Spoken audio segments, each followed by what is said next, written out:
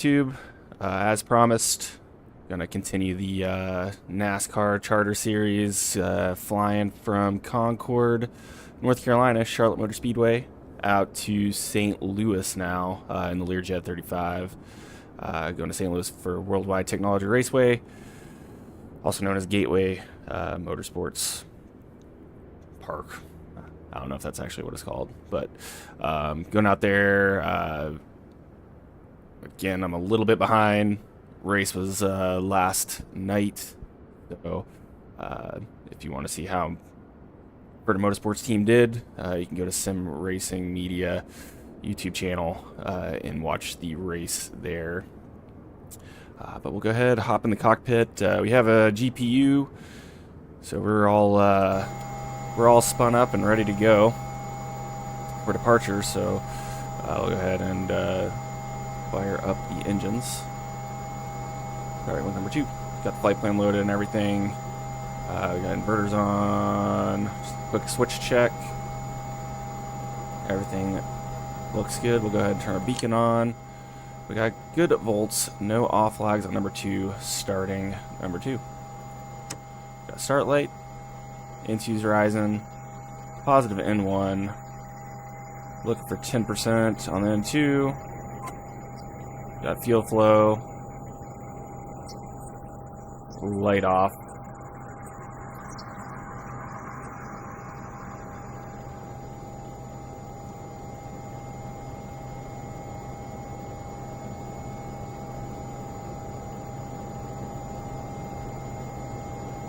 Pretty warm on start there. Let's go set our trim real quick.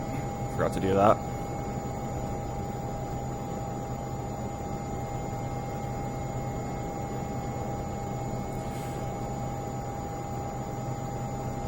Alright, looks like a good start on number 2. So good volts, no off flags, starting 1.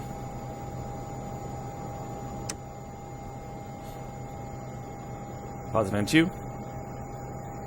Positive N1. There's 10%.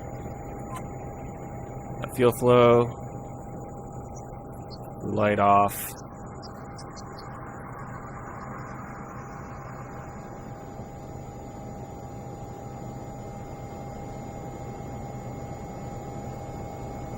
Another warm start. Let's start a dropout.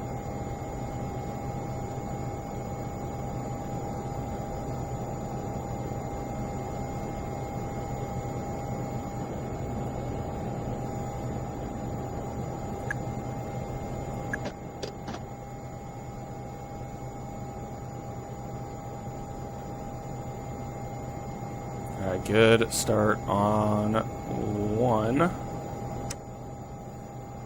Looks like it already disconnected the GPU for us. Just make sure I forgot to adjust the fuel. We'll do wings and tips.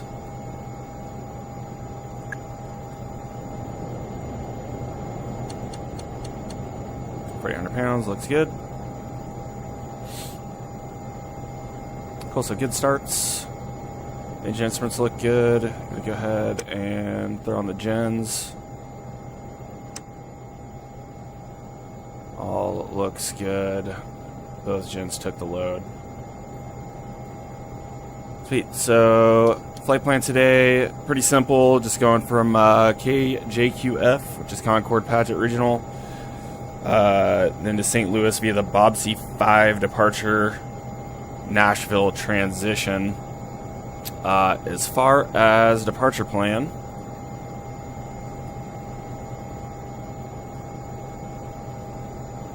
parked right here about Alpha 6, I think. Tax plan will just be out via the ramp to Alpha down to runway 02. We'll be flying the Bob C5 departure. What that's going to look like is a climb on heading 016 to 2200 feet, then on heading assigned by ATC, and then on radar vectors to lock in, follow the depicted route. Top altitude is 3,000, but I don't have any ATC online today, so I'm just going to go ahead and let her rip all the way up to our filed altitude of 40,000 feet.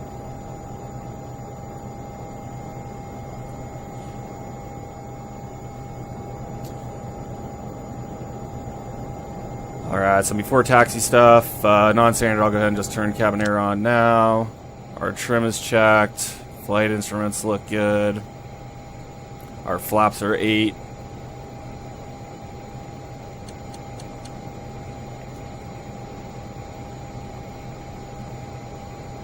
We won't do any we won't do the spoiler on checks or anything like that. We'll go ahead, throw the no smoking fasten seatbelt sign on.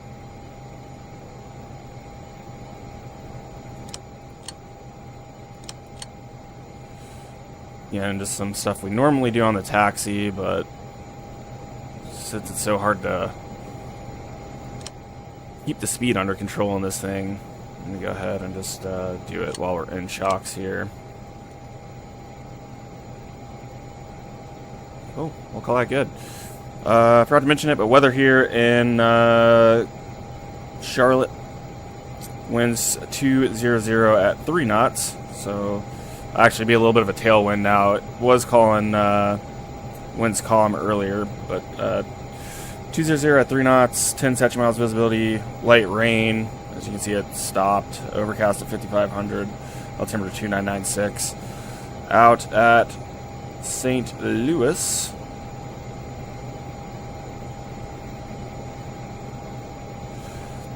We got weather of 200 at 6 knots, 10 miles visibility, just some scattered clouds. Altimeter 2964. Big thing there is 2 of the runways are closed.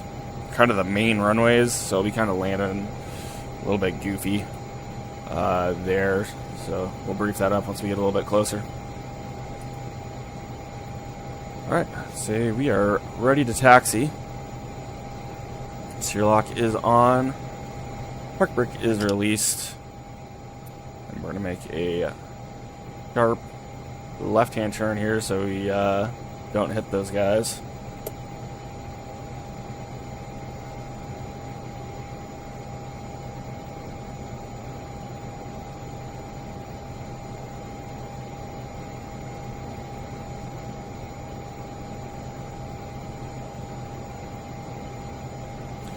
Probably hitting the GPU, but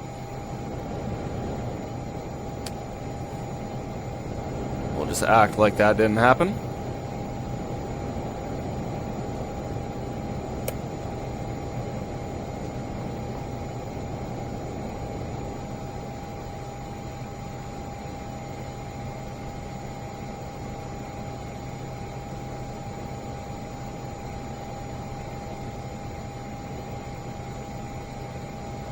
Turn right here onto Alpha, runway 2.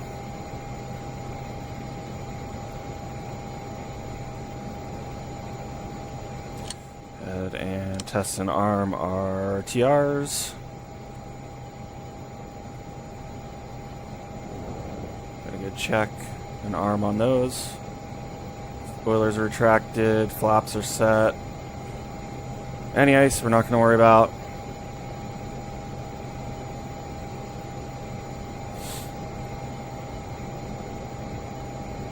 Turn our stalls on. Again, something that we would normally do on our lineup check.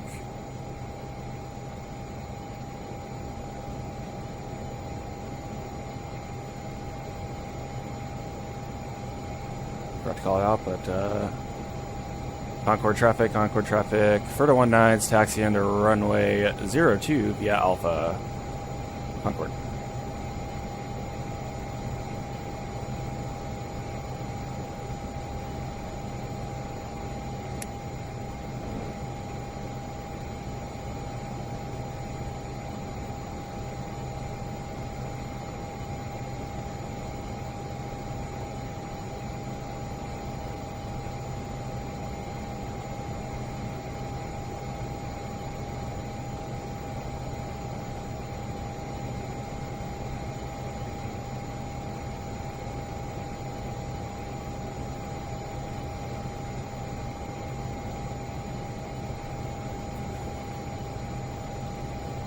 So a little bit different than what I did yesterday. I'm not actually using the checklist. I just found that to be a little bit cumbersome, flying single pilot.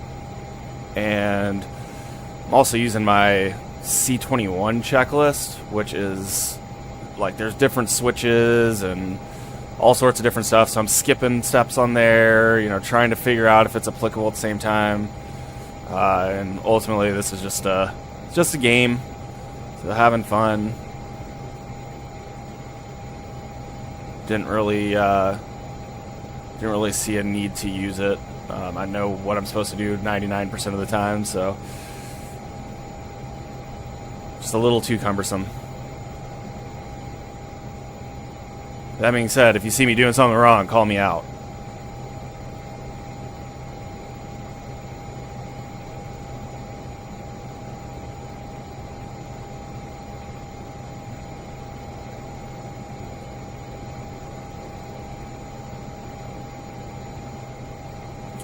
We'll go ahead and stop here real quick. Just do a quick check. Make sure we're not going to take off in front of someone.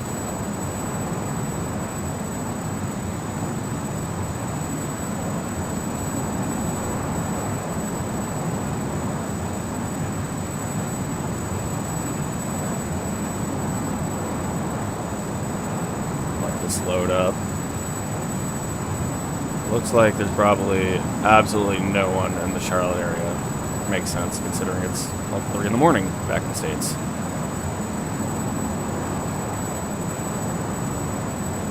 Okay, this is being brutally slow.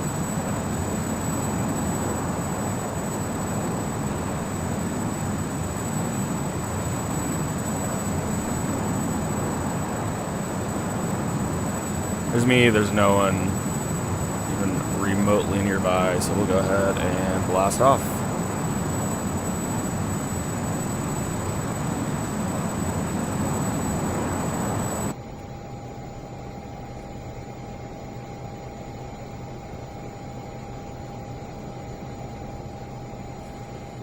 Get my plate up real quick. Bobsy 5. Concord traffic, FERDA 19 is lining up at runway 02 for departure. I'll be flying the Bobsy 5 out to the north. Concord. Alright, we'll go ahead. Get our lights on.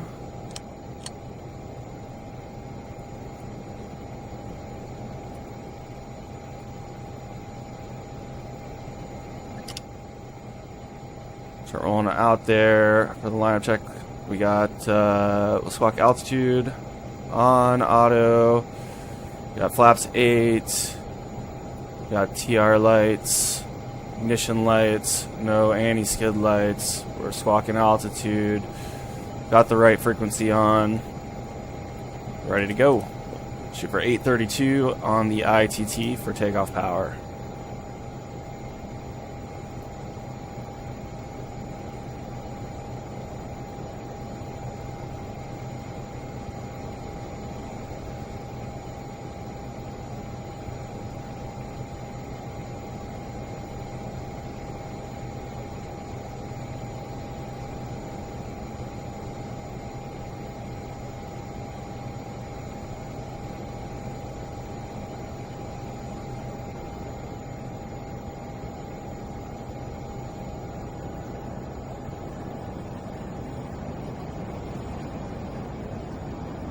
Power's set. Airspeed, steer locks off. There's 80 knots.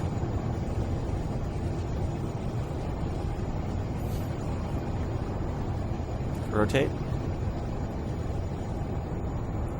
Positive. Great. Gear up. Yaw dampers engage. Thrust reversers coming off. Good speed. Flaps up. Just lost my flight director, which is great.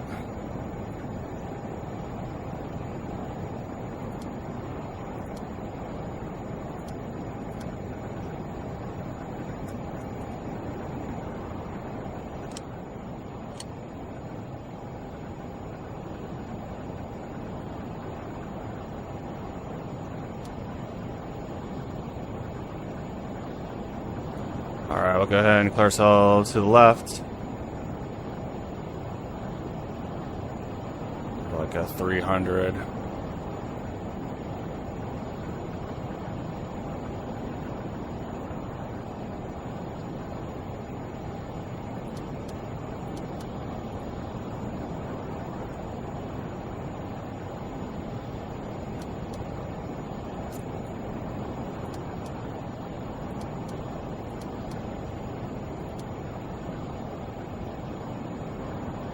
Direct to lock in for the departure. It's going to be 248.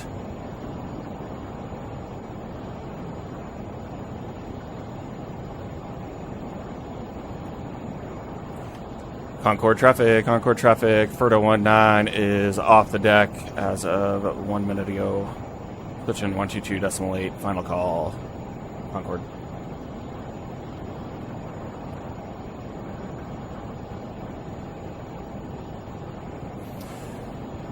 Alright, pulling back to 795. That's recommended continuous thrust.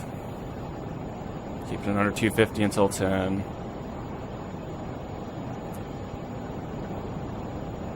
Looks like we are pretty much already clear of the weather. Shouldn't be hitting any turbulence. I'll go ahead and turn the igniters off.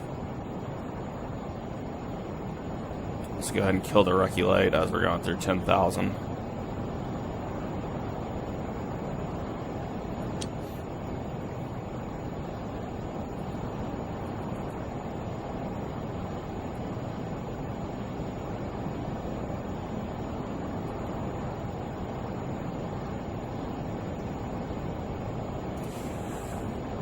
Cleared ourselves through transition, so we'll go 2992.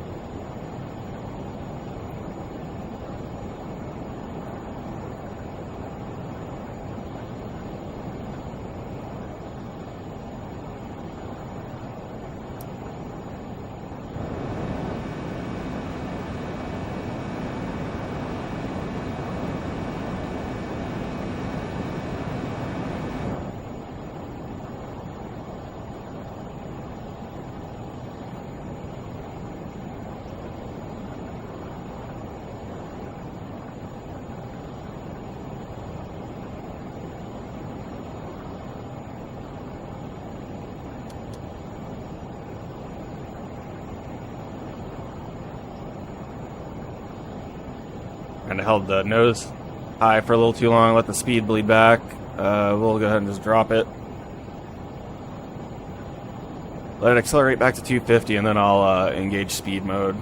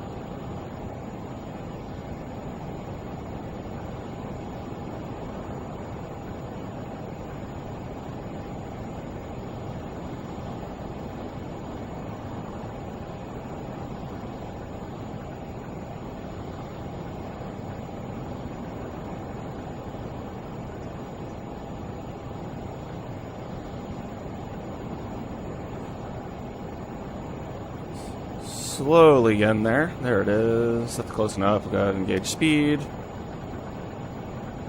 Holy cow.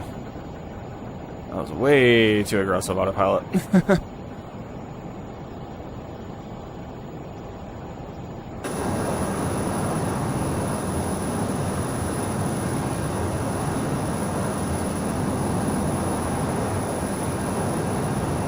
good looking jet there.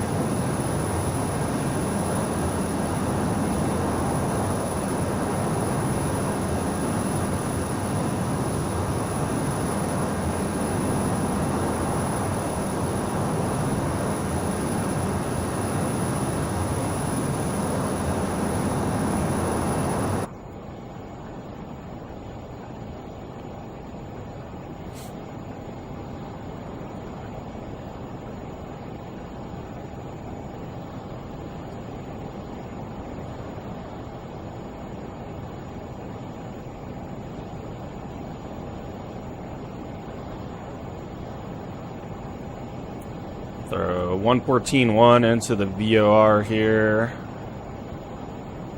It's going to be Nashville.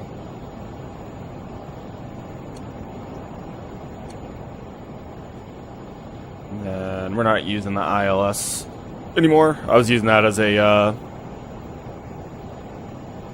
emergency return back to Concord. See if I can find a closer VOR, kind of along a route of flight, so I get a good ground speed check.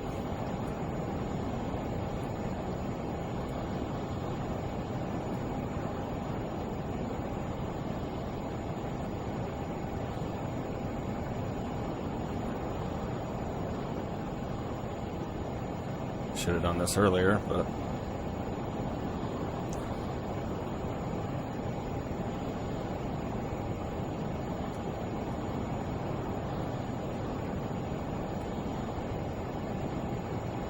Spartanburg 115.7, so we'll throw in.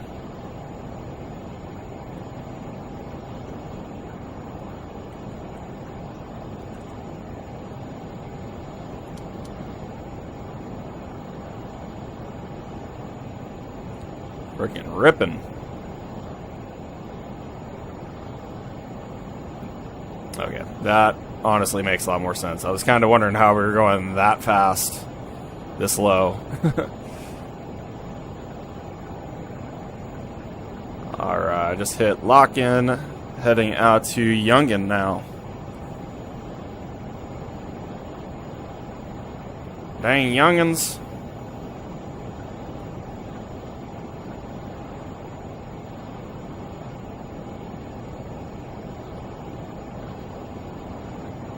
Throw our weather radar on.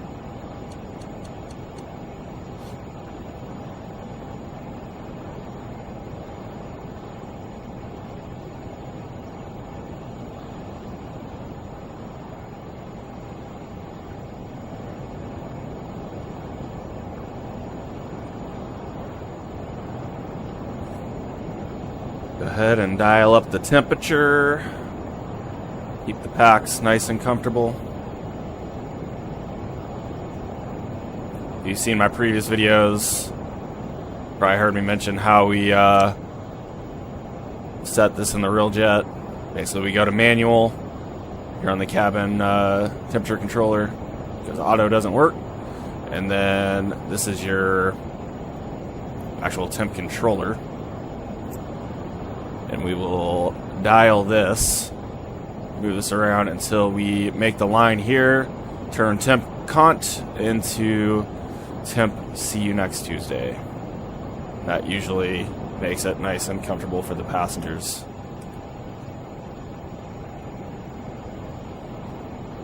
So still trucking out here at 250.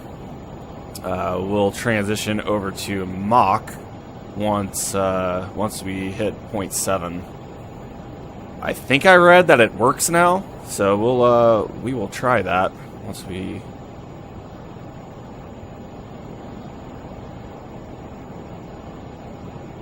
get to that transition point.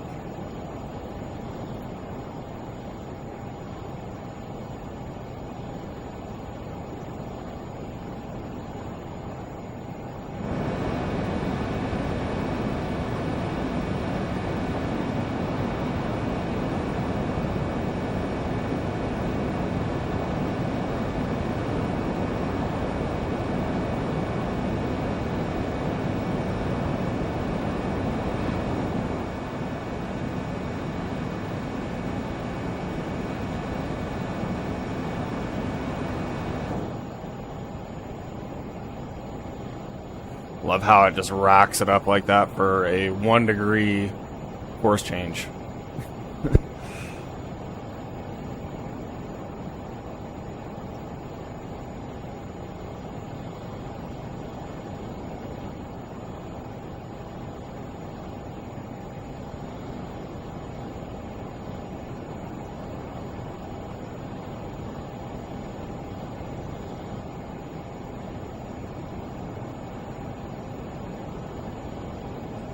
I'm excited to see if the mock hold works. Just updated it yesterday. And I've noticed a few improvements they've made on the Lear here. Some of the things I've noticed are things that'll set the master warning off. They've improved that logic a little bit.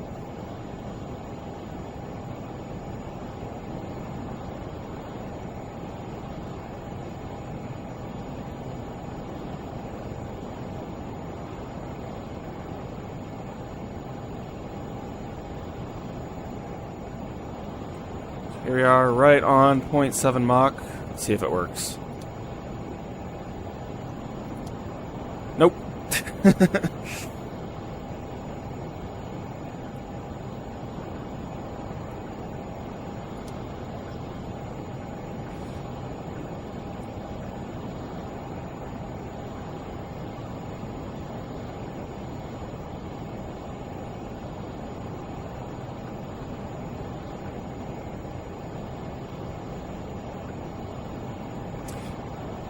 Yeah, according to their Discord,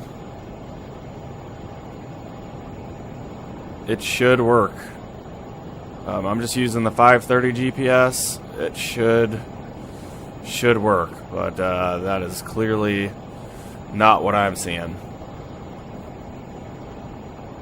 Unless I'm doing something wrong. I might have to like right click on it or something. Let's try that.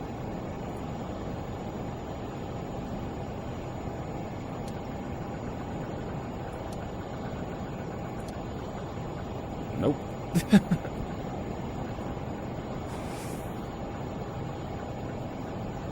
I'll have to look into that. See what I'm doing wrong. So I'm fairly certain I updated to 1.4 like it mentions on there.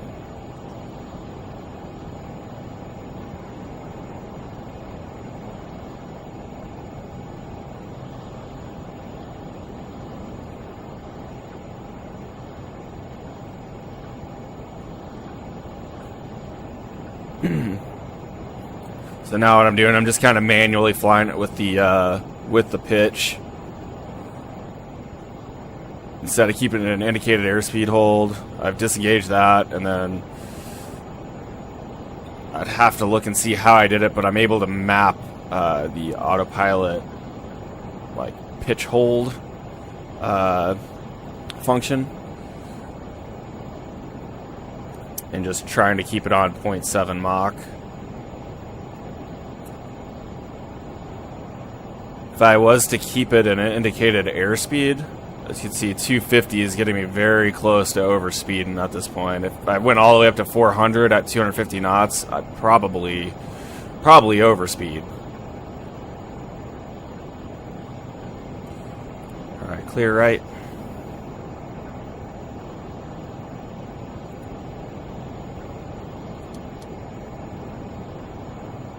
So 293.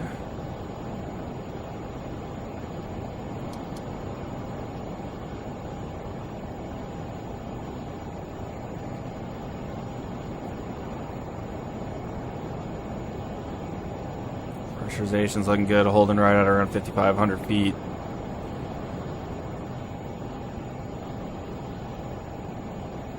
Something you generally want to check a little bit earlier, see if you have any pressurization issues before you're at 38,000.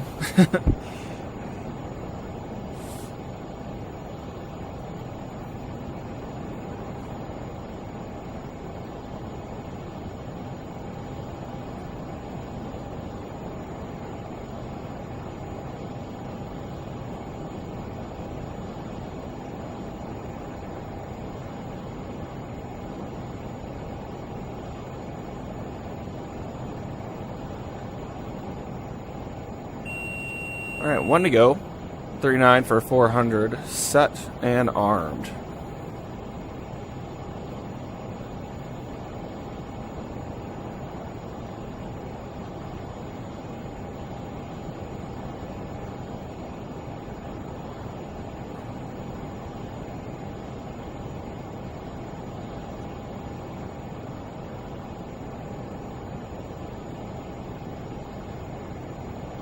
Got a good capture.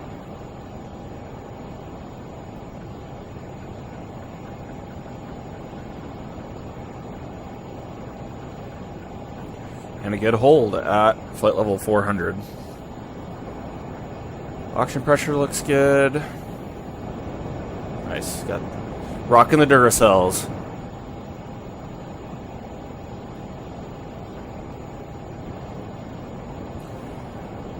Hydra looks good. Mercier looks good. Electrics.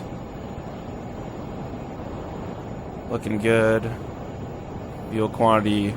Only burned 800 pounds in the climb. I feel like that's a little low.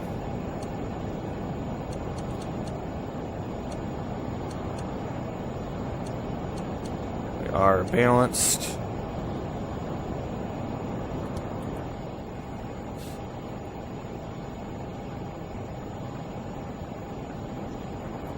Pressurization looks good. Engine instruments look good. Looks like we might have to pull it back a little bit to not overspeed.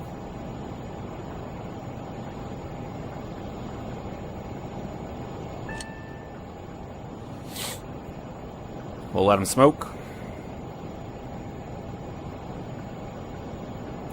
Otherwise, things are looking good.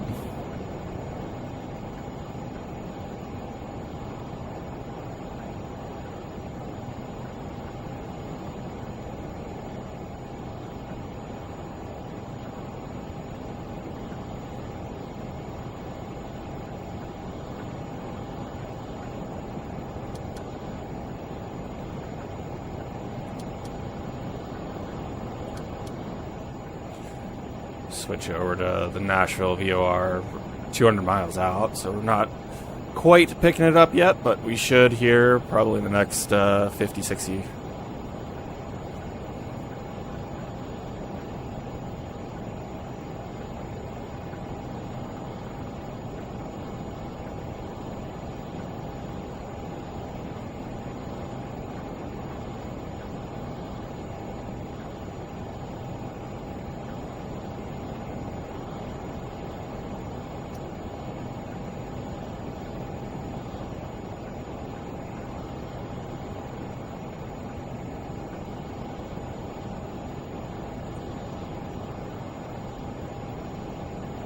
A little bit more, and I'll feel comfortable that we're not gonna overspeed this thing. Yeah, it's starting to drop a little bit. Cool. Now that we got things nice and stable, I am gonna hop off real quick and go use the potty. But before I do that, let's see if they actually have the toilet incorporated in the game here. So I just want to show you what we're dealing with.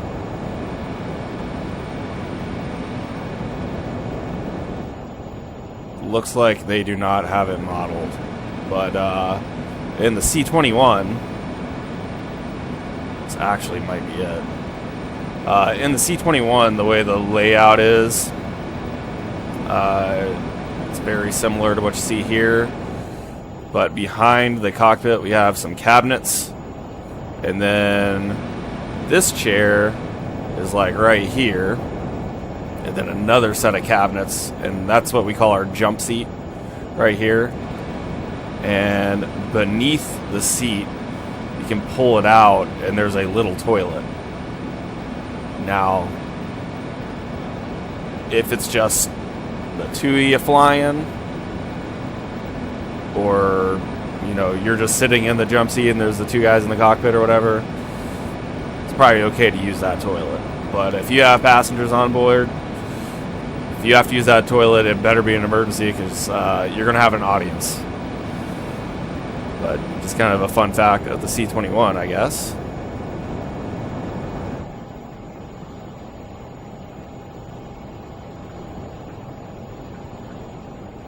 Cool. But I will be right back.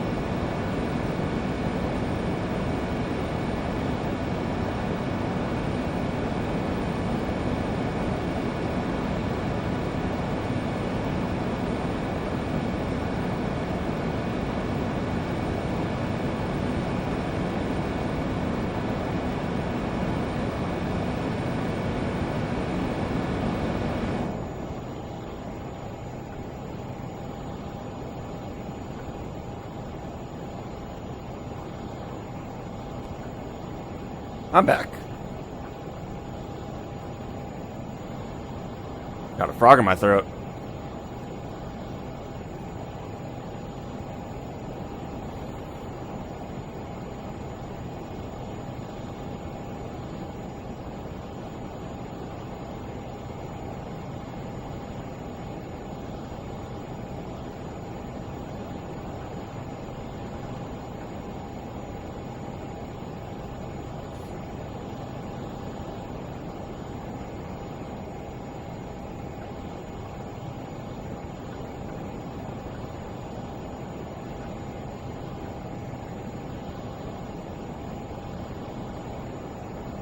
$153 miles to Nashville.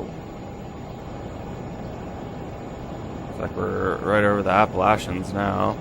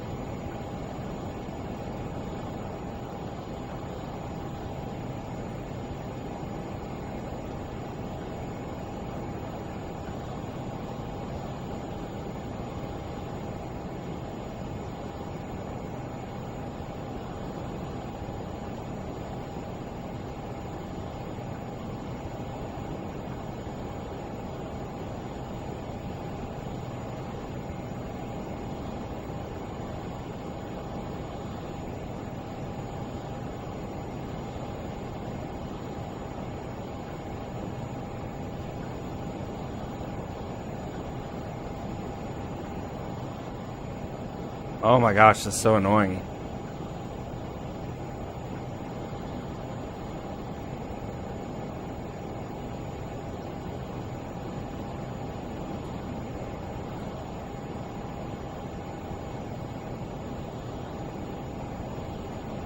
I'm so bad at technology. It's not even funny.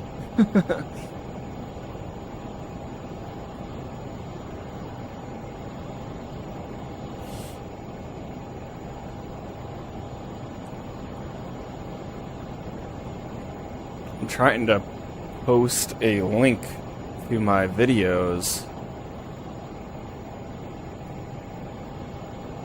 and every time I post it, it's posting like the wrong picture or thumbnail.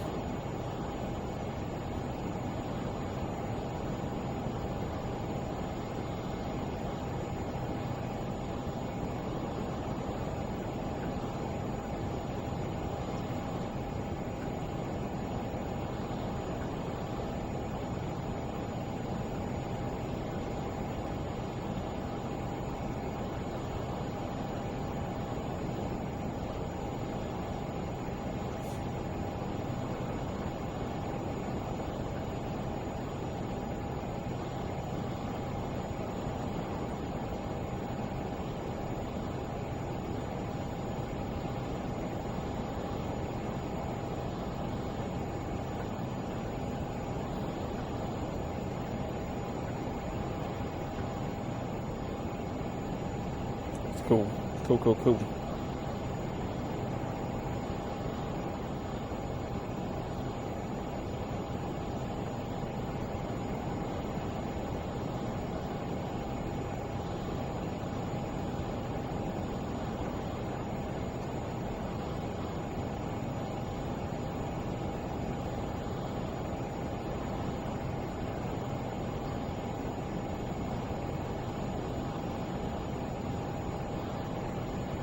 See if this works.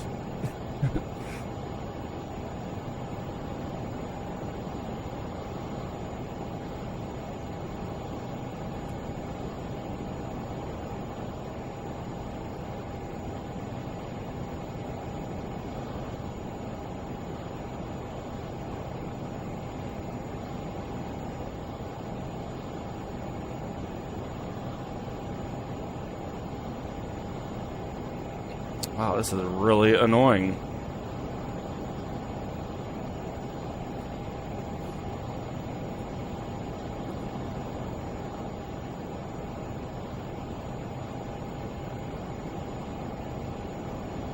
If anyone's watching out there, when you clicked on my thumbnail, was it just a picture of a U.S. Air Force C-21, or was it like a thumbnail of like the St. Louis area?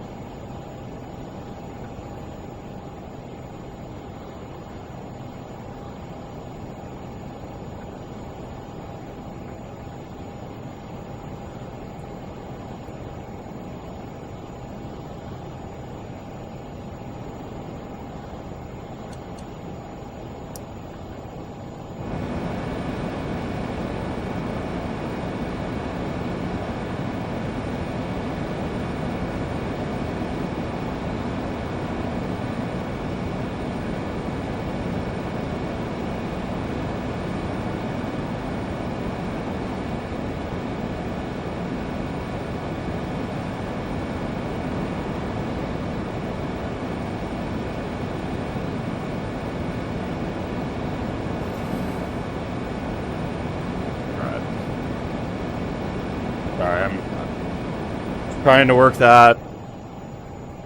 Try and focus a little bit more now on the task at hand.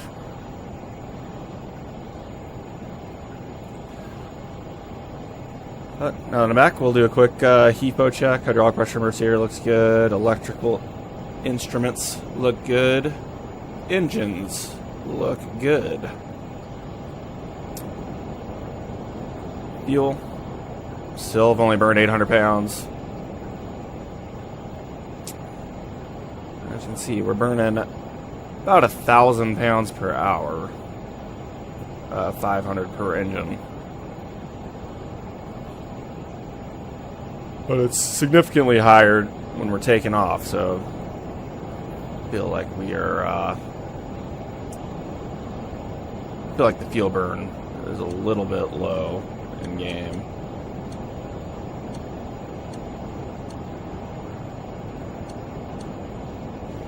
Fuel is balanced. Pressurization looks good. Might actually been a little bit high on the pressure differential, so I might dial it up like 1 notch just to bring that down slightly.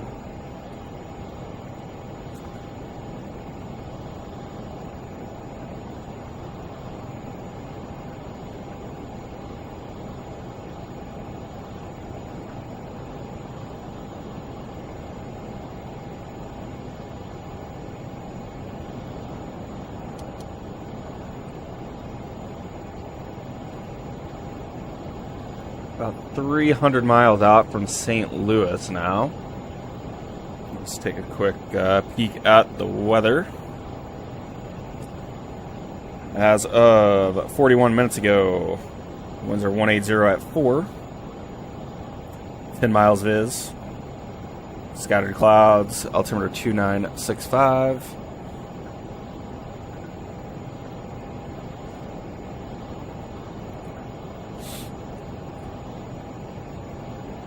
I think, not my last video, but the video before that, I forgot to switch to local altimeter setting, and I got called out for it. So, thanks for calling me out. Hopefully, I will be aware of it this time. But that was definitely one of the downfalls of not using a checklist. Is very easy to forget things. So. Hopefully I remember this time.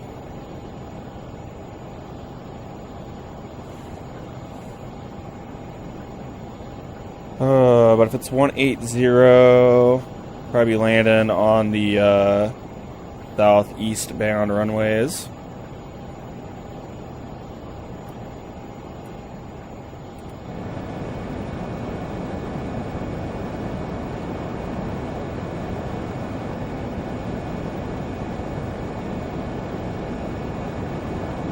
Try and pull up, get my plates ready for you guys so I can brief up the arrival.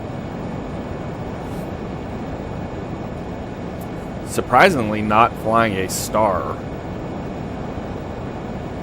There wasn't one filed.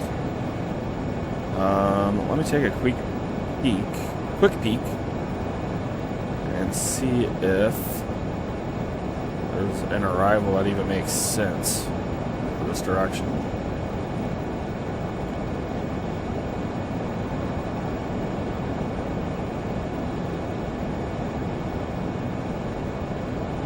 This is the Bush 3. Nashville transition.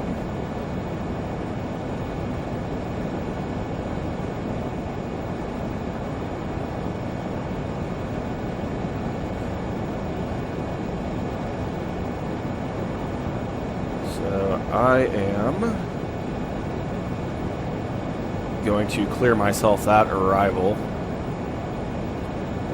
How close are we to Nashville now? We are 55 miles. Sweet. That means I gotta rush. Arrival. We're gonna go. That is so annoying that it doesn't put the arrival, or it doesn't, when you go to select the arrival, it doesn't choose the correct airport. Like, I don't care about KJQF anymore.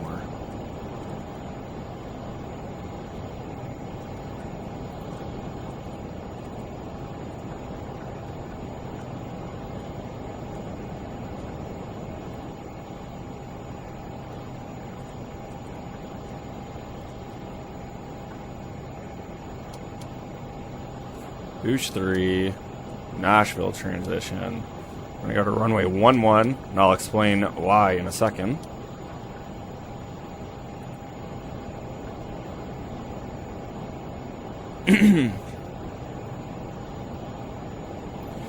But we got that loaded up.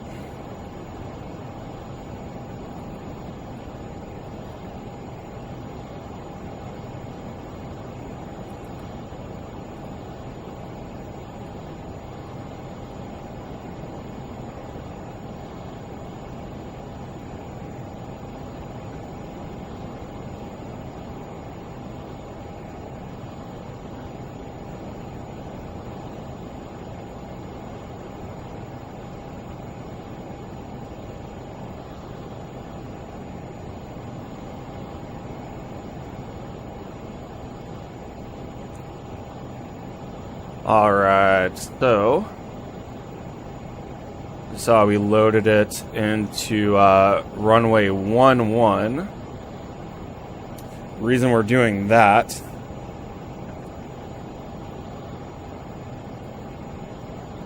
is because runway 12 right, 12 left are currently closed by NOTAM, except for crossing. Yeah, both are absolutely closed. 12 left opens up later today, but it's closed right now. So we're gonna land on 11 here. It's predicated on the weather. Like I said, it's 180 at 4, so it's definitely southeast flow there. We're gonna fly the Bush 3 arrival via Nashville transition. Looks like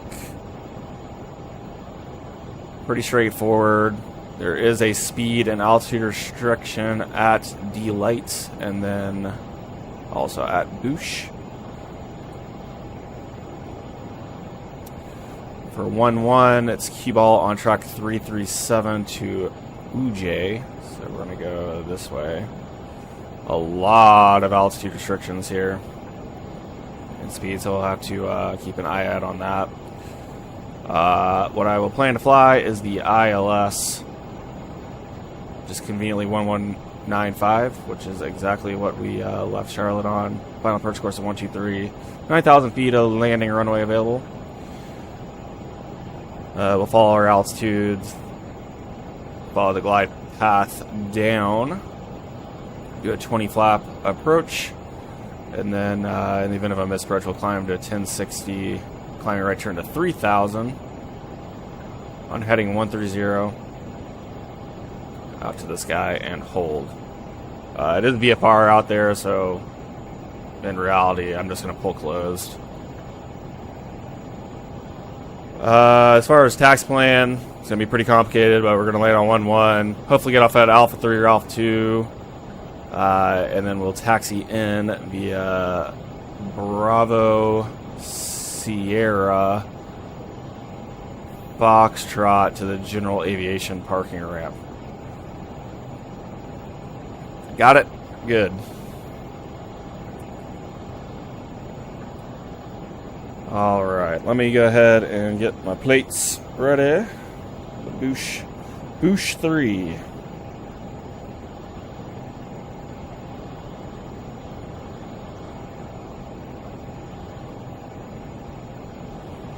So, first thing is going to be D-Light, flight level 310 out or below. So, I got 9,000 feet to lose. So, about 30 miles out is where we'll start the descent. Then what I'm doing there is I'm using 3 times my altitude to lose. So, like I said, I have to lose 9,000 feet. Times 3 is 27. Then add on 3 miles for mom and the kids.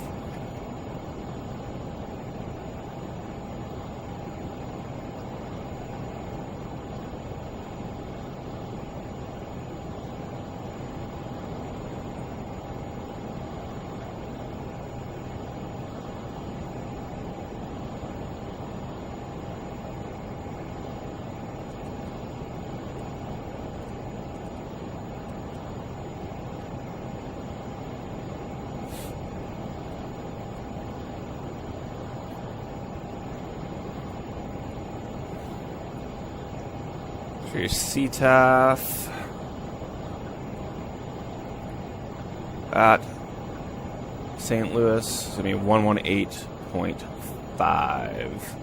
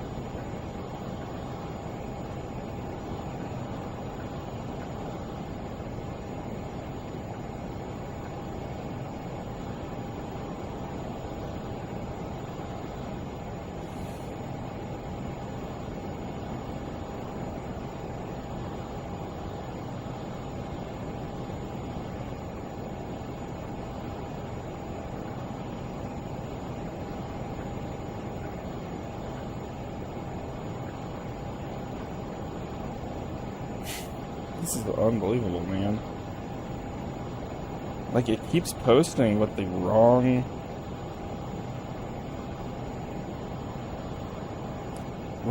thumbnail.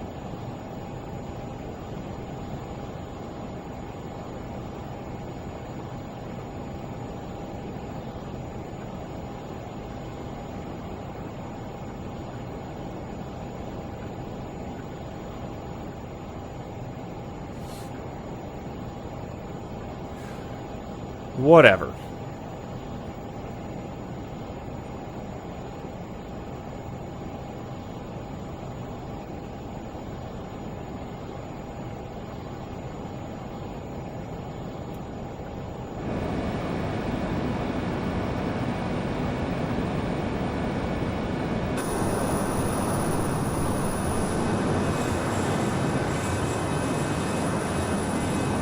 Starting to make up. Probably the outskirts of Nashville.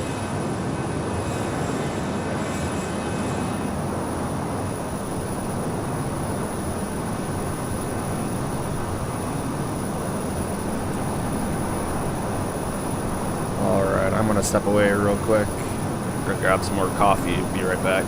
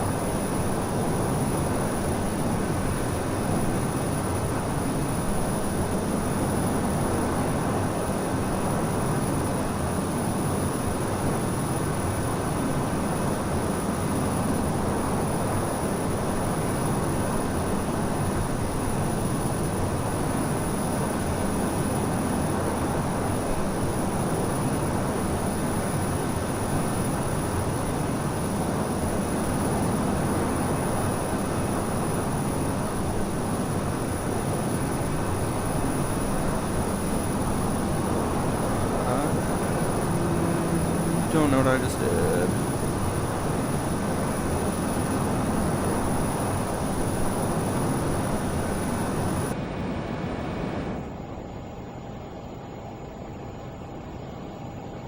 Pushing buttons I shouldn't be. Well, so what was it? D light is flight level 310. We said we would start the descent 30 miles prior.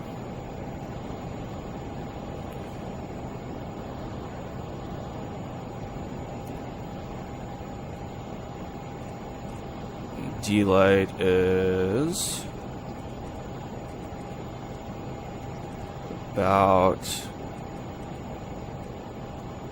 130.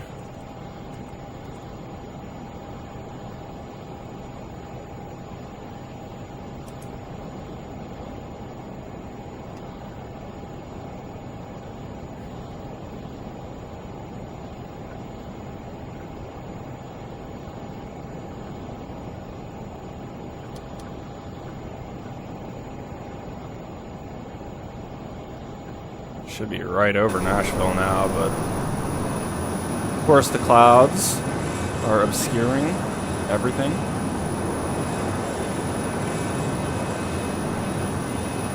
That's an airport. I don't know if it's Nashville International. Nope, because that's B&A up there.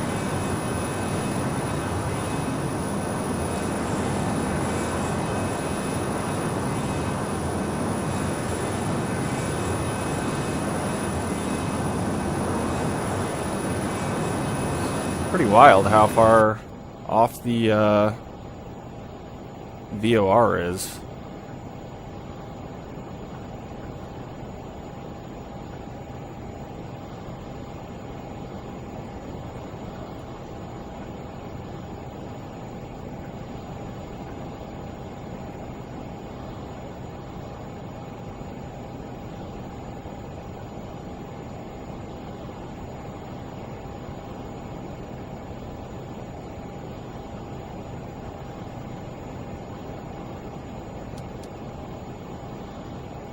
Oh, I am really dumb. That is not Nashville.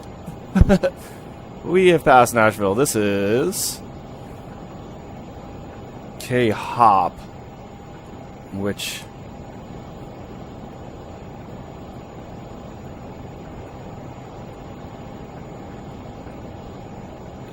if I can find it.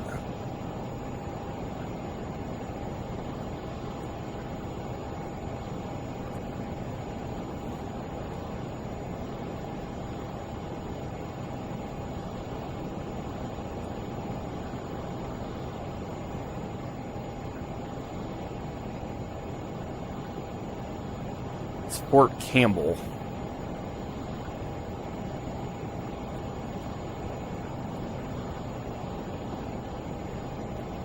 Hopkinsville Airport, Fort Campbell. I was tripping because I came in here, I was like, man, the B&A VOR is way off from the airport. And then came in here, it is on the airfield. And I was like, oh yeah, we've already passed B&A.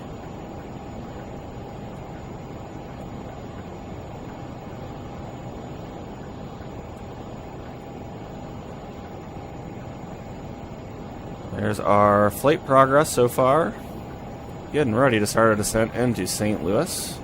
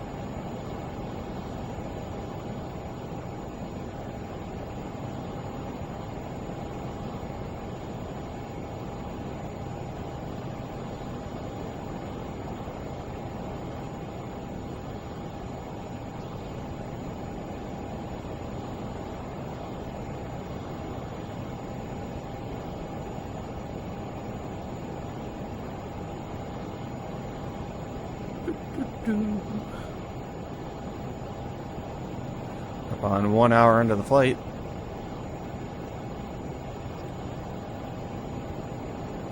Actually making really good time. I want to say block time was like 2 hours 10, something like that.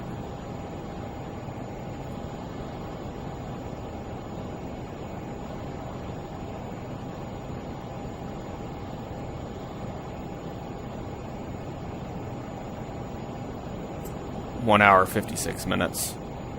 So making good time.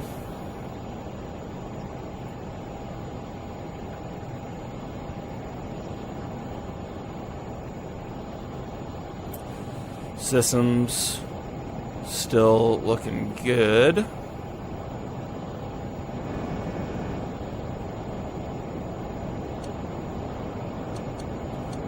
Still well above our fuel numbers, which is what we like to see.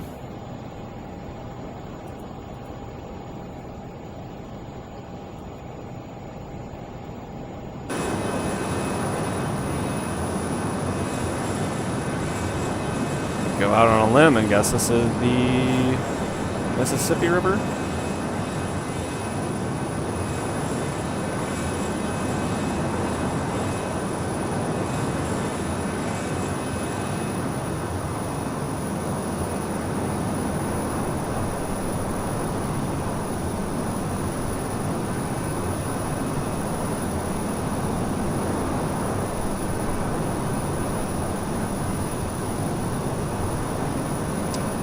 The Ohio River. Got Ohio River. A little bit past Port Campbell here, so that makes sense because Mississippi runs through St. Louis. So I don't know why I would have thought it was the Mississippi River.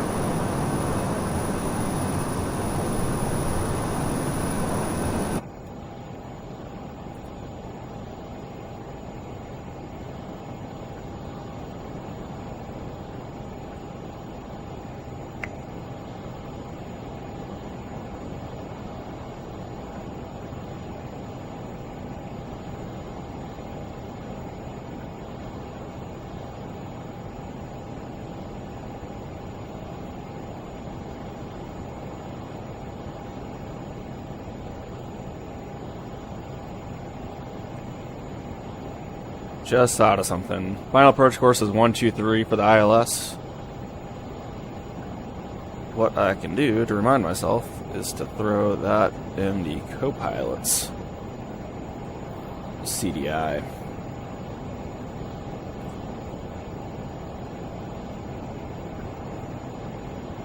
Use your tools.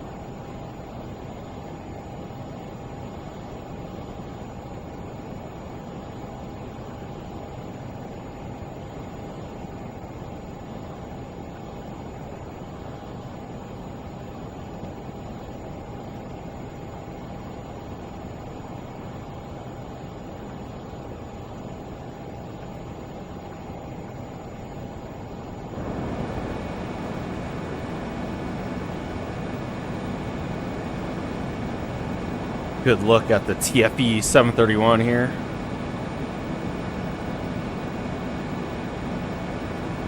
See if I can move out. There we go. I think it's missing. It's missing the PT2 TT port. There's a...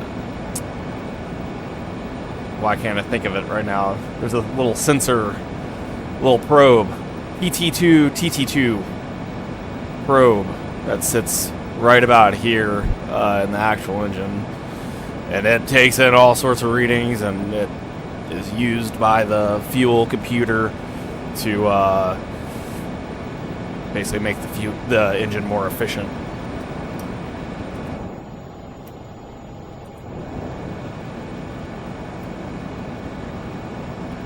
The PT2 TT2.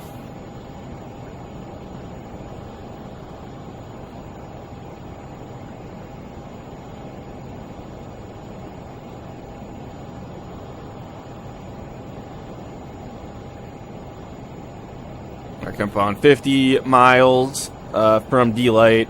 So remember, we got to be at or below flight level 310 there. So we'll keep an eye on that. Make sure we don't bust that.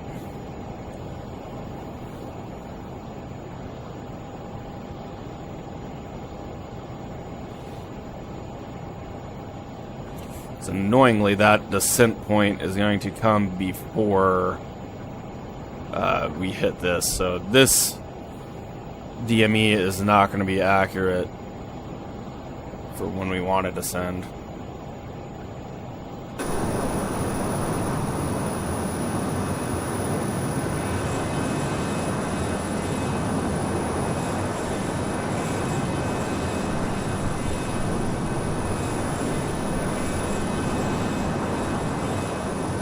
Finally see the ground.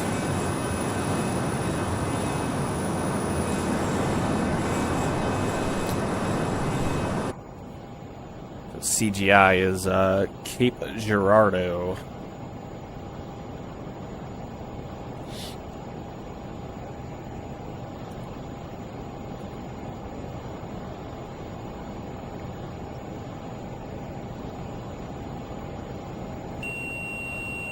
Bring ahead and set. We'll set 14 because the next point is Boosh at or above 14,000.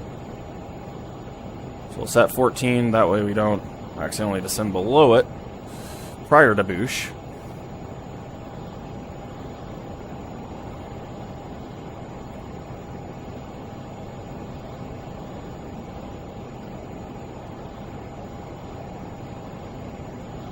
Up on 12 miles to descent.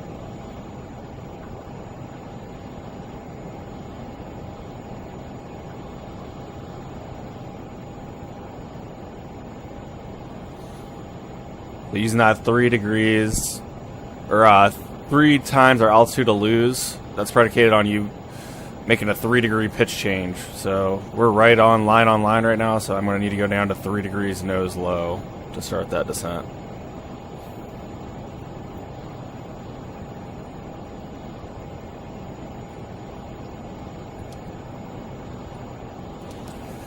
See, in the real jet, it should stay in altitude hold when I arm the altitude, and then the altitude hold will go away when I barrel over. A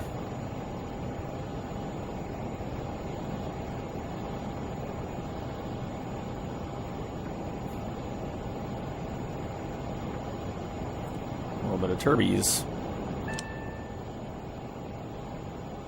Seatbelt sign on. Also going to start doing some of our descent stuff here. Throw the windshield heat on. It should be all we need for now. I'll just throw the igniters on preemptively.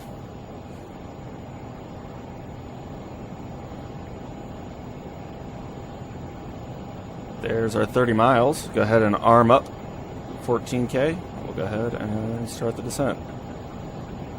About 3 degrees nose low. Pull the power a little bit.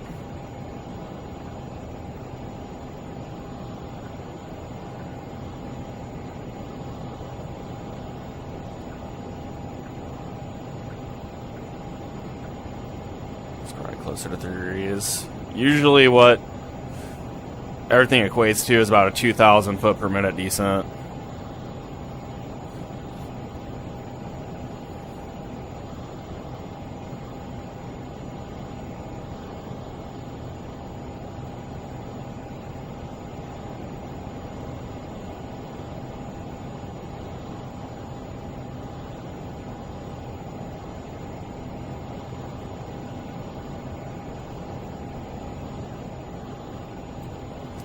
339.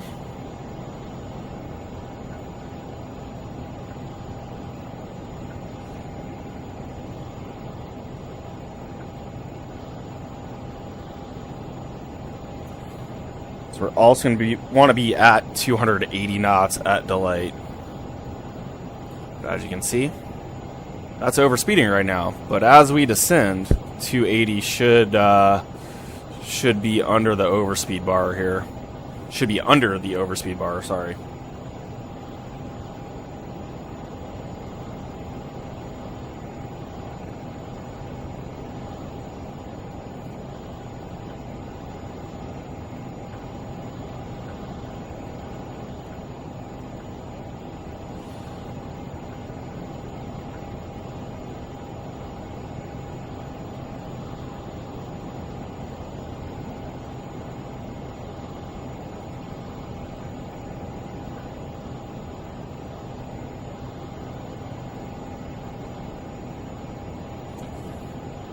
Up on 15 miles, still have a little over 5,000 to lose, so we're a little bit behind on the descent. Go ahead and just pitch her over a little bit more. Gonna work out though, because we still need to accelerate, so I still need to pitch the nose over some more. I think we're doing fine.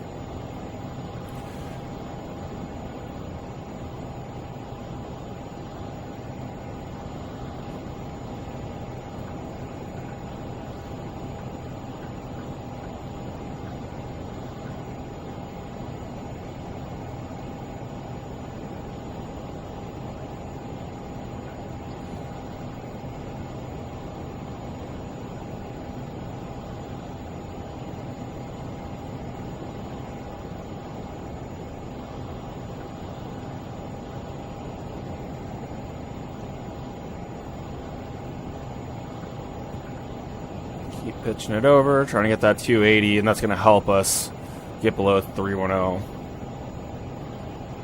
Because we're definitely a little bit behind on the descent at this point. I really need to pitch it over.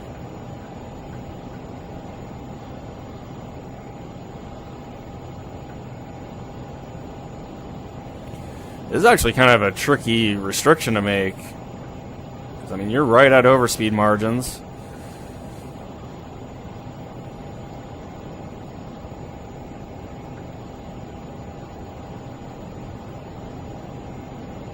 There's 280. It's going to do that aggressive pitch change there, which is kind of annoying. But we're going to make 310 just right at 2 miles per hour. So beautiful. Next point is Fats. There's no restrictions there, but immediately after you have Boosh, which is 280 at or above 14.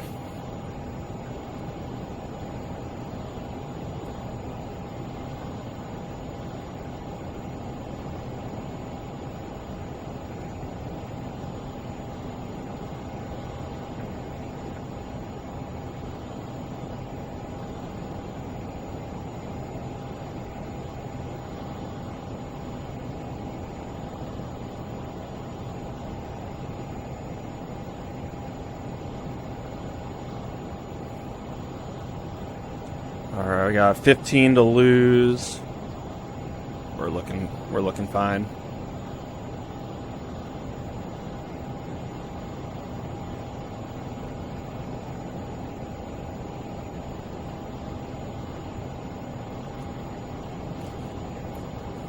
This is definitely an arrival that I wish I had, like, no kidding, VNav for. There's just so many restrictions, and it's just kind of, you know, the human brain can only process so much information.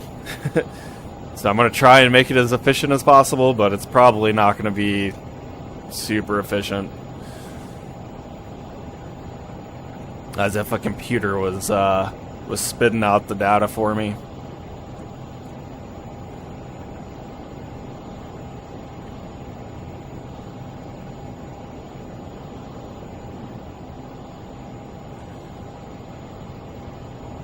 So UJ's at 280 knots, 15 to 11.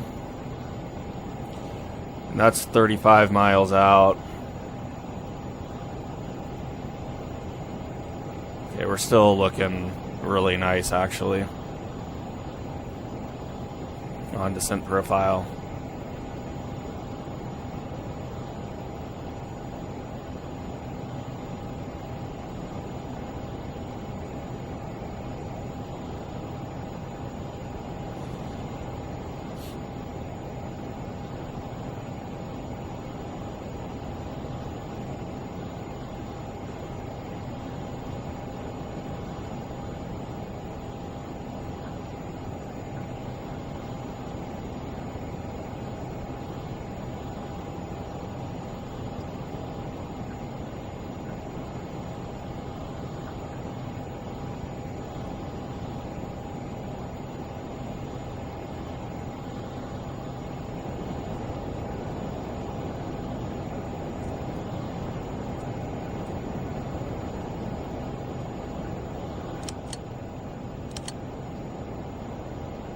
Get those turned on preemptively.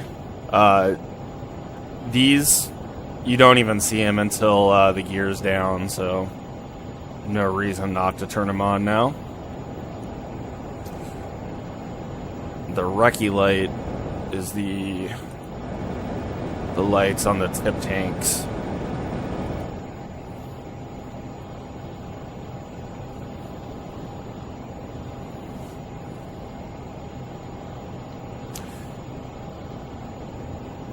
We are well above where we need to be. It's a 14,000 foot restriction. Let's go ahead and set 12. That's UJ. That's going to be at 280. That's between 11 and 15. UJ is 21 miles, so I need to lose 7,000 feet by UJ, so we'll pull the power back a little bit. So I still need to lose 6,000 feet and 20 miles.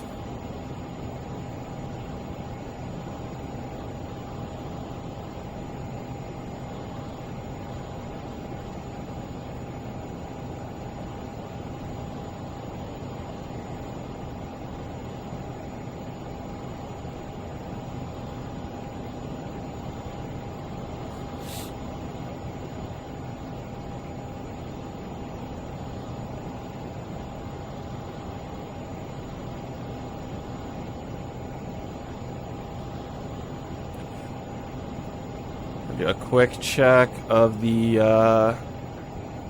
radar here. Make sure there's what kind of traffic is going into St. Louis. Looks like I am the only one. Again, makes sense for the time. Looks like we got in time though, because that looks pretty gnarly.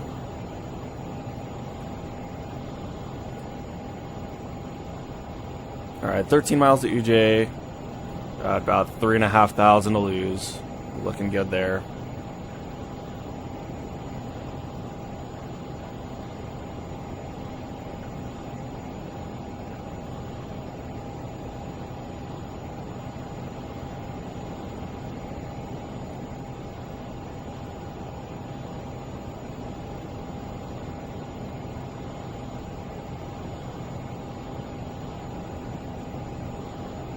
Go ahead and throw the ILS in.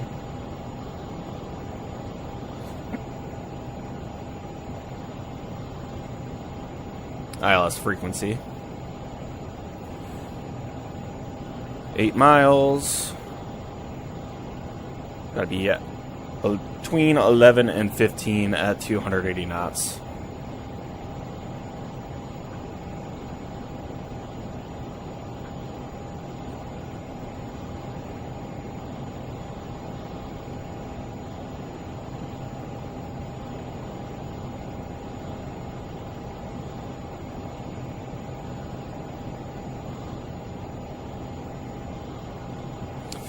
That was tripping me out, dude. Altimeter was like frozen up for a second. Okay, we're there. Let's see, quick weather check. Just make sure we're on 2965. 2964 now.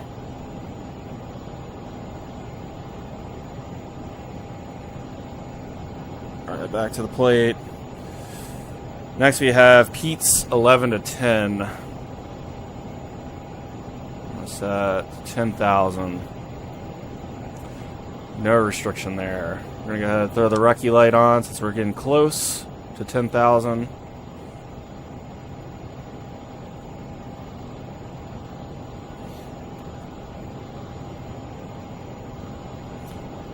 We're gonna have about 12 miles to lose.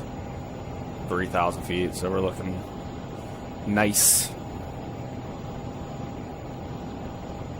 Actually gonna disengage airspeed now because our next speed is gonna be 210 knots, so disengage that. I'm gonna pitch up slightly. Let the speed start bleeding back.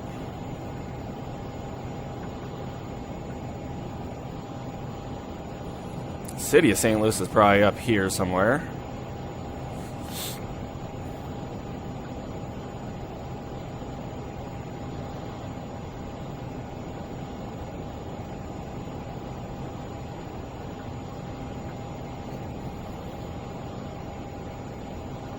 Pulling the power back a little, help slow it down. I think we're gonna have to pitch over a little bit just to make the 11,000 foot restriction.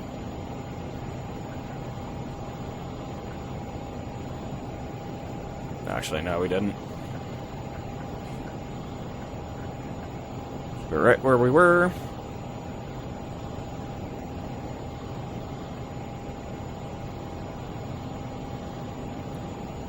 Coming up on 1 to go. Set and armed.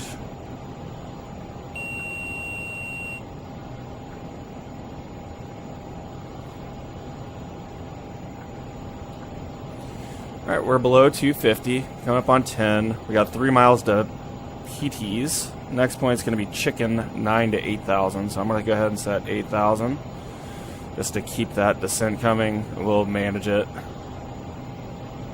with the pitch wheel here. Looks like we're going to be fine.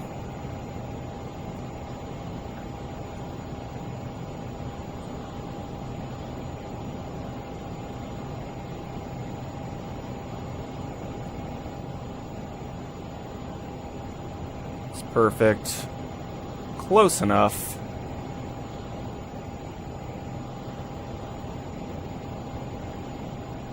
Now we got chicken. That is 9 to 8,000. But more importantly, we need to start slowing to 210. We got a good bit of time just to get down. Frames are getting a little bit choppy because I have St. Louis airport scenery installed.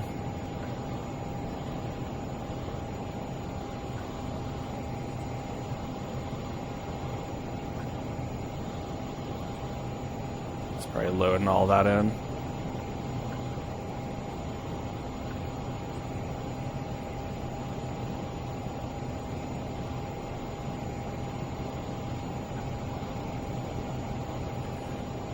Hope it doesn't get this choppy on final.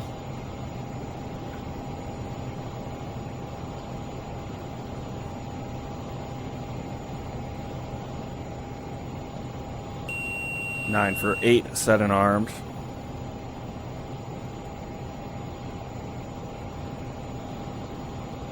I'm gonna set 7,000 because we got letter. That's 8 to 7,000 at 210 knots.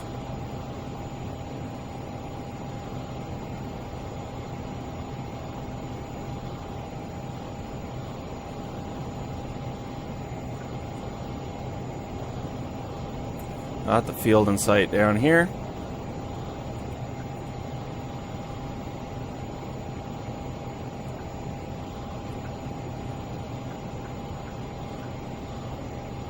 Still got 3 miles of chicken, so I'm gonna start to level it out here so we don't bust the 8,000 foot restriction.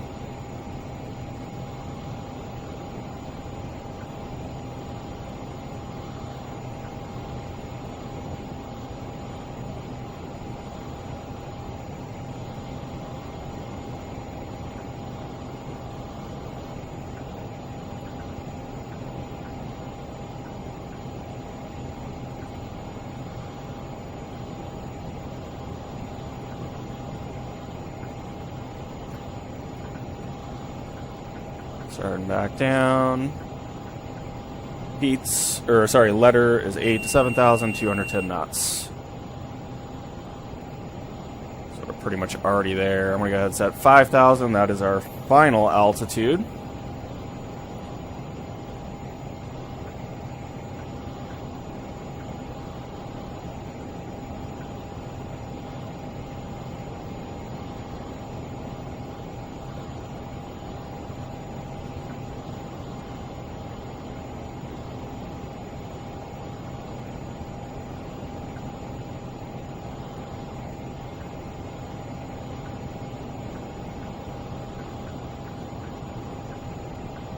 $5,000 set and armed.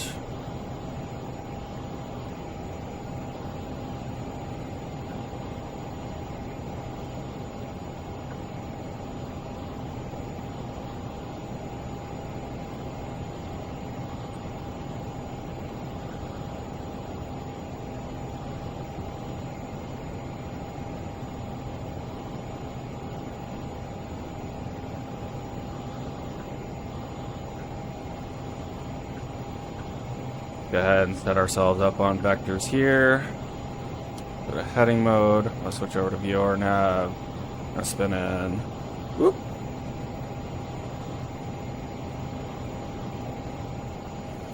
That's awkward.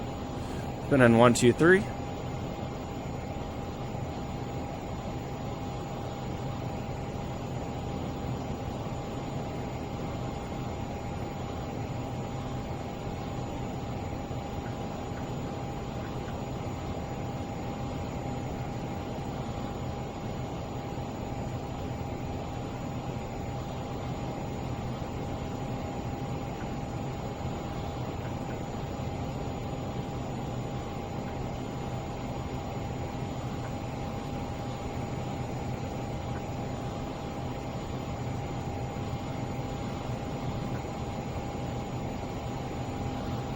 Got 1 to go, set and armed.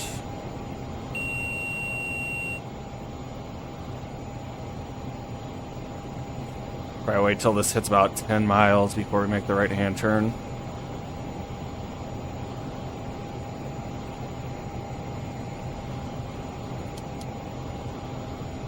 St. Louis traffic. FERDA 19's on an 8-mile right downwind for the ILS runway 11 at St. Louis.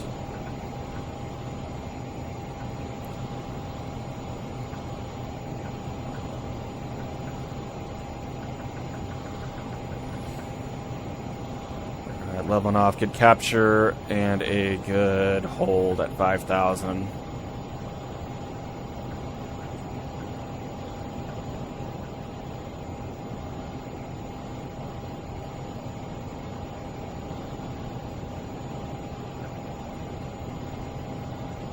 There's 10 miles. We'll go ahead and make our base turn.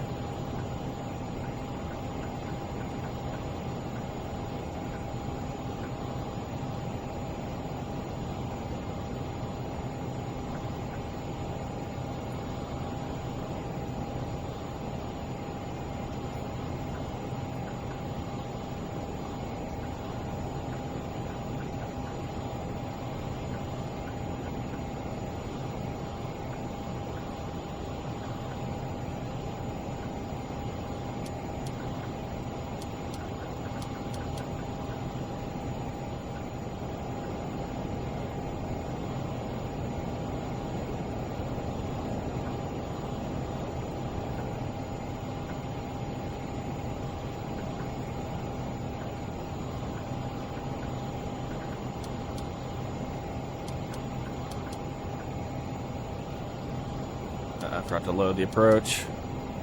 Whoops.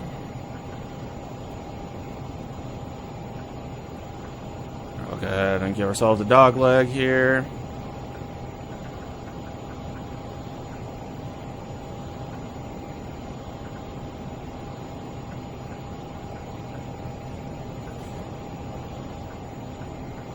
Usually build the approach so I have a little bit of a reference point on when to start my turns and stuff, but oh man, it's probably the worst scenery I've had as far as like loading up and crap.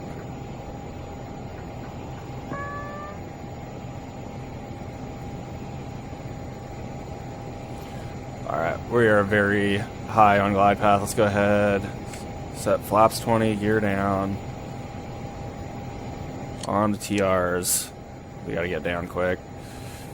Gateway traffic, FERDA 19's on the 8-mile final, runway 11 full stop.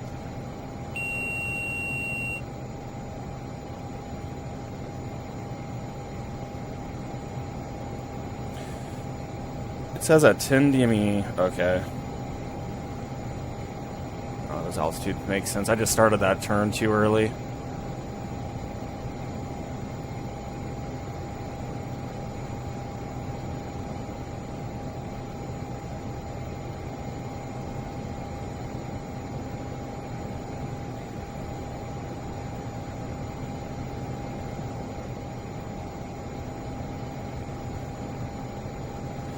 Well, we got gear down and locked.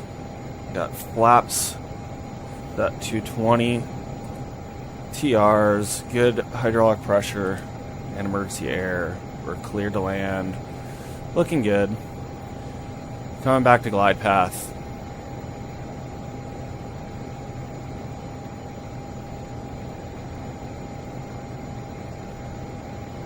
Correct it early so we can give ourselves some room to slow down. Pretty much a tactical descent here.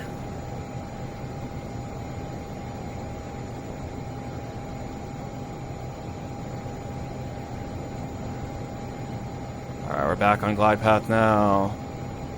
Oh man.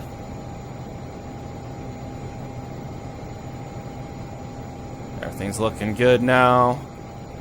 Start trimming. It's going to be slowing down quick. I want to be 130 on final here. That's what I'm shooting for.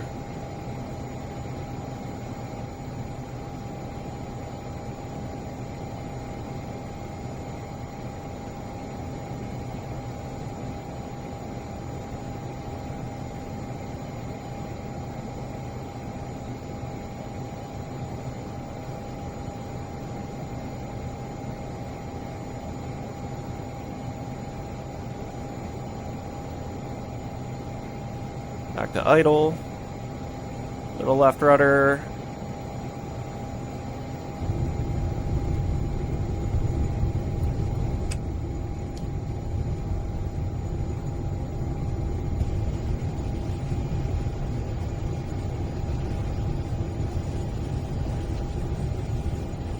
I will take that landing with the way the frames were bouncing around.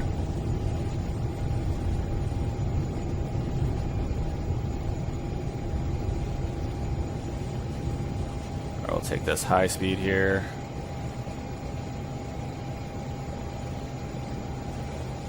Pretty good crosswind too.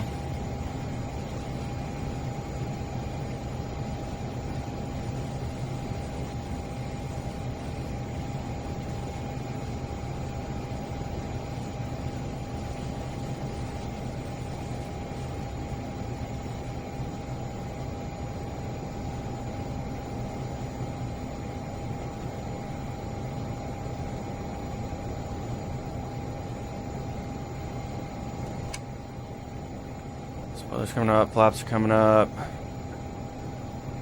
Just around the TRs. Got our lights.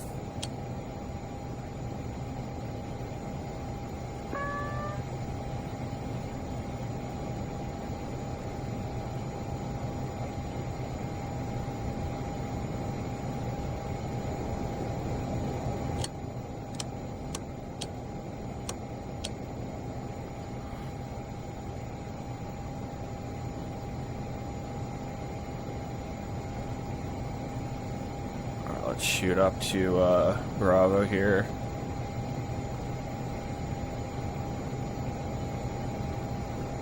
St. Louis traffic, FERDA 19 is clear of runway 11, taxiing to park via Bravo, Sierra, Foxtrot, St. Louis.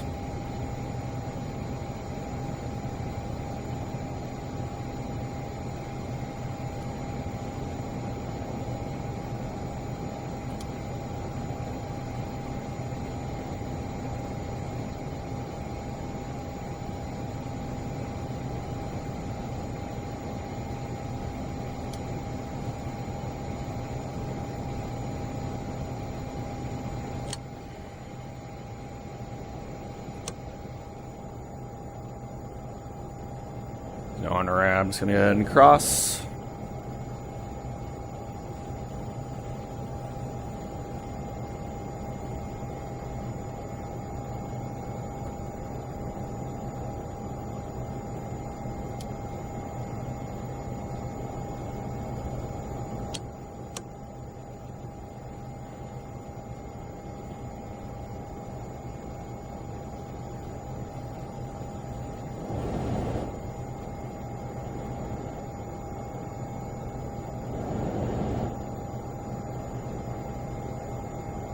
I feel like I definitely should have tested out the scenery, because that was bad. How much it was jumping around.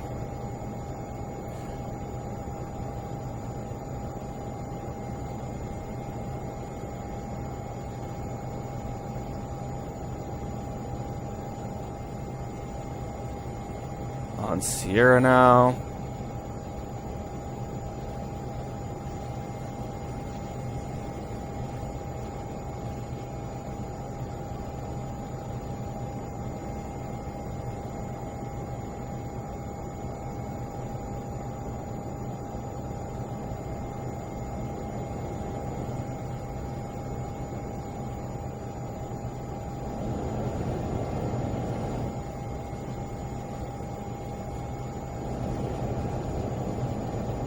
Like Wizz Air.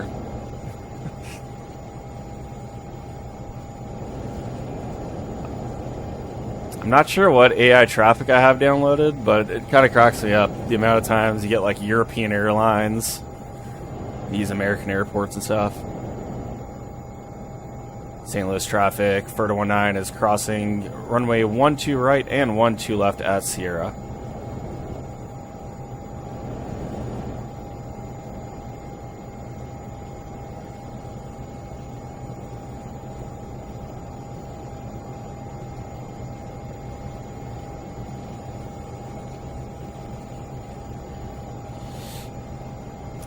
Yeah, going back to the landing with how choppy it was, I couldn't get my crosswind controls in. So, like, when I landed, I felt like I had them in, but then it kind of was like bouncing around, and next thing I know, my my right wing was dipping pretty low.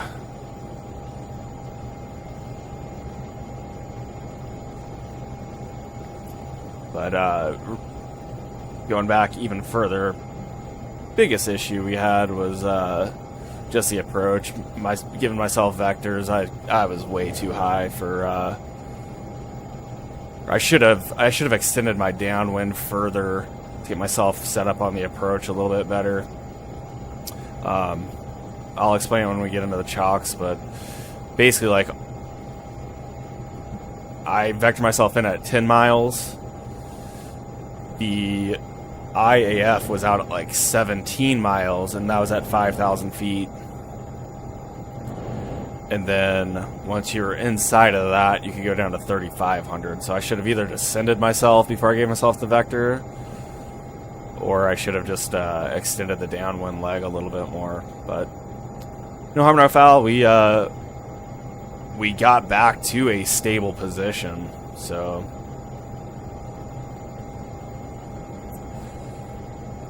we'll take that. I'm going to have to go back and just watch the landing and just see how bad my crosswind controls were. I don't think they were that bad, but definitely felt like that right wing tip was getting pretty close. Pretty close to the ground.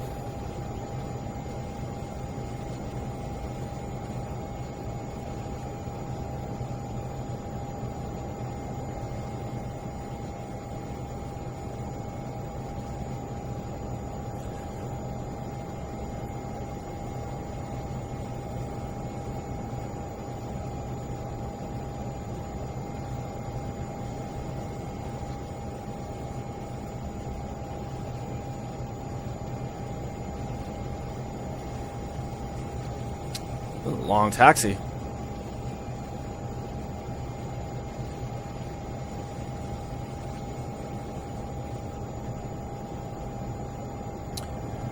With all the like Boeing test facilities over here, like you'll oftentimes see kind of where that ATR is parked, there's like a goofy looking 757 that has an F-22 nose on it. You'll see F-18s and F-15s parked out there occasionally as well.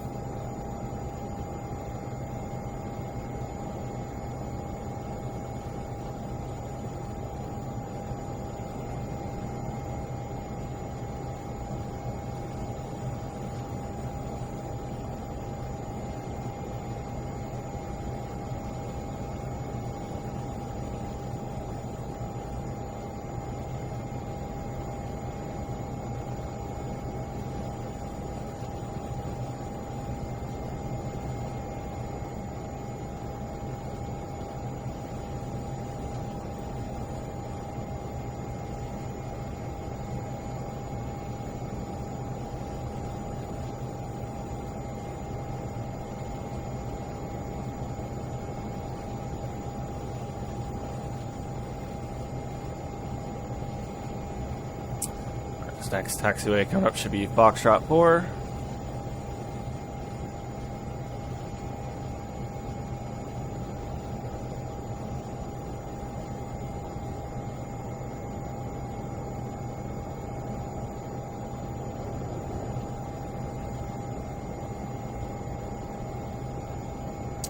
Unless we got a question in the chat, I'll park it real quick and then I'll answer your question here in a sec.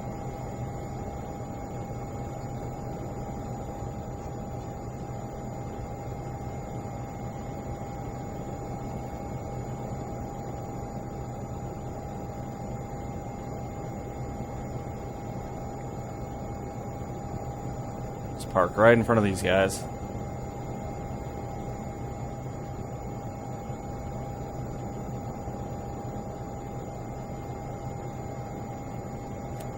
Alright, park brake set, anti-ice systems are off, throttles to cut off.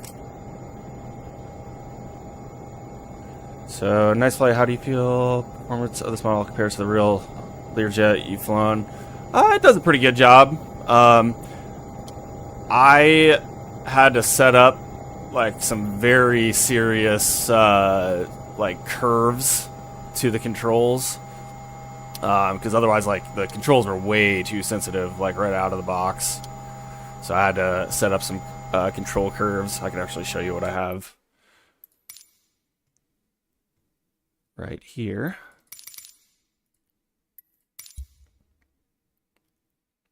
So this is what I have set up for my control curves, and it does a decent job of feeling a little bit better, not as sensitive, but even then, like, I don't know if you noticed in my flare, I was still kind of over controlling a little bit, which is a little janky, but I think it does that pretty well. It seems to be overpowered a little bit. One of the references we use for 200 knots, like flying in a pattern or something, is 60% N1. If you hold 60% N1 in the game, it'll fly you more closer to like 220 knots. And then also just on the ground, it wants to zip off on you. You're pretty much riding the brakes the whole time while you're taxiing, which isn't quite the case in real life. So it just feels a little bit overpowered. It's a little bit oversensitive on the controls, but otherwise it does a pretty decent job, I feel like.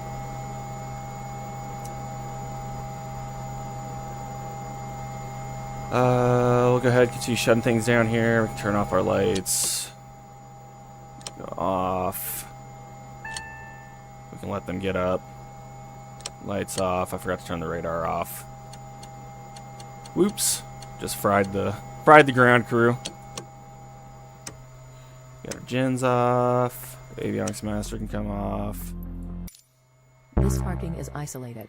Ground services are not available. Okay. I forgot to turn off the pitos, and then we'll get the batteries. Alright, we are all shut down. We'll go ahead and hop out of the seat, open the door. Oh man, I think it just froze up on me again.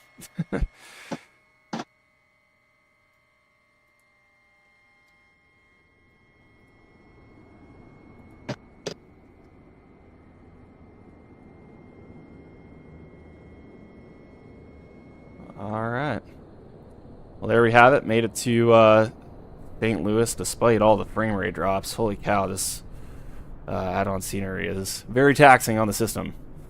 But yeah, made it to St. Louis. If you want to watch the race, like I said, it already happened last night. I'm a little bit behind on these videos, so Sim Racing Media, the Gateway race, whatever that's in there as. But next week we'll be flying out to Napa Valley for the Sonoma Road Course. I saw there's a Travis Air Force Base scenery on Flysimware, so we might fly out to Travis. Kind of similar to like when we flew into Dover. Hopefully that's as well done as Dover was. That was pretty cool with all the C5s and C17s and KC10s modeled on the ground. But we'll see how that goes. But otherwise, thanks for watching. If you have any questions, drop them in the comments. Be happy to answer them as far as flying the Learjet.